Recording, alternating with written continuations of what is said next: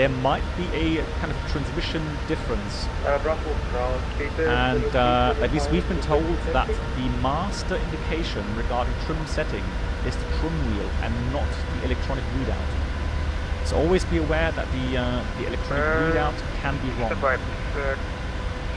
Call me back in 1 minute.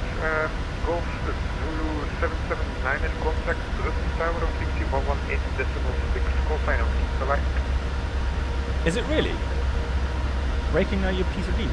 No, I've got no issues whatsoever. I mean, it's just memes. I mean, just some as the developer, but for you it started to rain.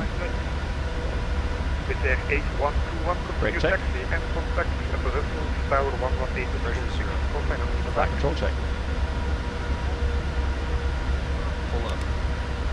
Hold down. Neutral. Jet 154 for you safe. 2500.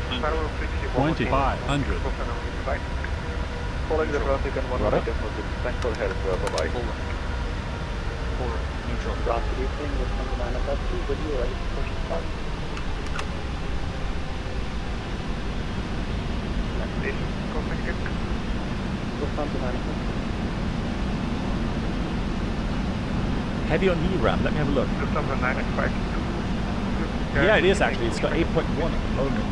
Wow, that is a lot. You're right. That is a lot. Confirm it's on the 1551. Okay, Harry. Yeah, thanks for the clarification. So it's a joint project. Yeah, 8.1 is a lot because I'm using the same texture setting as last night. So I'm.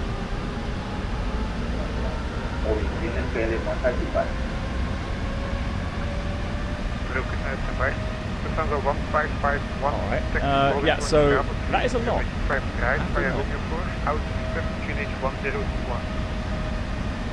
Before, take checklist. Checked. Check. Flight constraints. Checked. Checked. Briefing. Confirmed. Flap setting.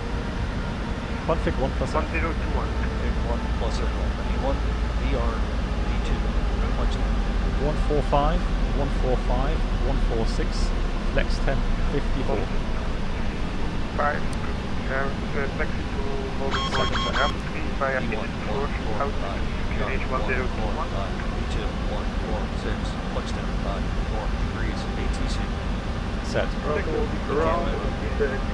Take off, no blue. Down to the line. I just need to check that we did calculate runway wet. No, we did not. Out Either 4 out of 5. Lol. 1000. Of course. B-line 7 1000. Point position, B971. Stand by all stations. B-line 711, confirm holding position. Yeah, we are holding position, B971. Here, B-line, break brakes, B-line 2823, continuous taxi at, Yeah, you were right, Tremonia. B-line 209. I didn't believe you. It just, like scattered clouds. Frequency 118, that's 6, call sign up, right? Excellent. Wet, yes. And yes, engine antenna is now on. Set engine antenna is on. 500. Intersection. Little ground, good. Terrain. 400. 455, ready for taxi. Caution. Terrain. 300. 300. Approaching. 455, program releasing taxi to Moving Point Alpha 1 via November 6, 200. Slide slow. Wow, this is so much traffic. Slide slow. 100. 455, Slide 50. Slide slow. 100. Slide slow. Hey, Corian. Slide slow. 40. 30. 40. 20. 30. 10. GPU 5, suggestions. 20. Well, I mean, I'm using 2080 Ti, so again, the more VRAM you have at the moment, the less you have to worry about simple.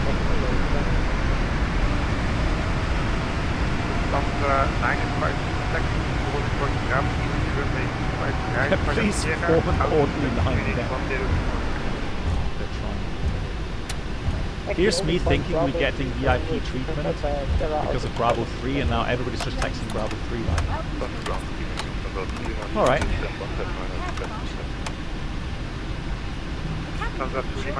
When would you take off with engine and wing anti-ice?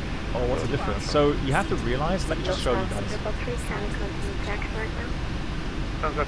So here's alright, let me put on wing anti-ice, alright? Look, wing anti-ice is on, chrono on. I'm not touching the button, so it's on, right? And look what happened now. It's about 10 seconds. So what happened? So here's the thing. Even though you're selecting wing anti-ice on, at the moment it's not working. So it does it on the ground, it only does a 10-second test run to make sure it's working. Once we lift off, once we get airborne, the valves will open again if we leave that switch on. But right now, even though you have that switched on, all stations 2 minutes, please. I'm not sure. I'm not sure if it's 30 seconds. Continue taxi V747. I'm not sure. I need to check the document. I think it's 10 seconds, but because 30 seconds seems a bit long. Call sign only 18.6. Thank you, D97. Well, we'll check the documents in a minute. I'm not 100%. I think it's 10 seconds, but I might be wrong as well. But anyways, the thing is this. It does a self-test because if it's running on the ground without forward motion of the air, so the air, when you fly, is cooling the leading edges of the wings. So you have, of course, the heating that then melts the ice, but it will prevent the duct system from overheating, so that's surrounding airflow. On the ground, you don't have that surrounding airflow, so you run the risk of actually getting overheat if you have that wing anti-ice on all the time now. So when you expect that you need wing anti-ice after takeoff, after liftoff, you have to calculate that with engine and wing anti-ice. When you do that, the performance calculator would take that into consideration, that you have a lot of lead extraction from the engines, make them less less efficient. And but technically, again, not until you lift off, you are not until you lift off will the valves open again regarding wing anti-ice. All right, I'm gonna check my documents. Hang on. What happened? Hang on.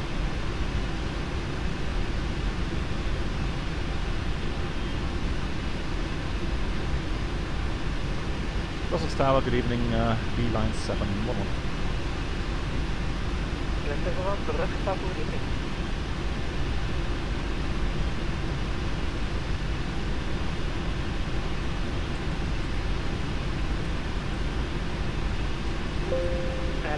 Did you get any holding instructions? B-line 711, we're supposed to be holding Bravo 3. Then 711, the 711 continue behind the control of. Okay, at the moment I have a Brussels Airline 319, looks like. I don't know, is that the one I'm supposed to follow? B-line 711? Hey, from the person which uniform on the frequency? B-line 711, hold position then. Okay, holding position, B-line 711.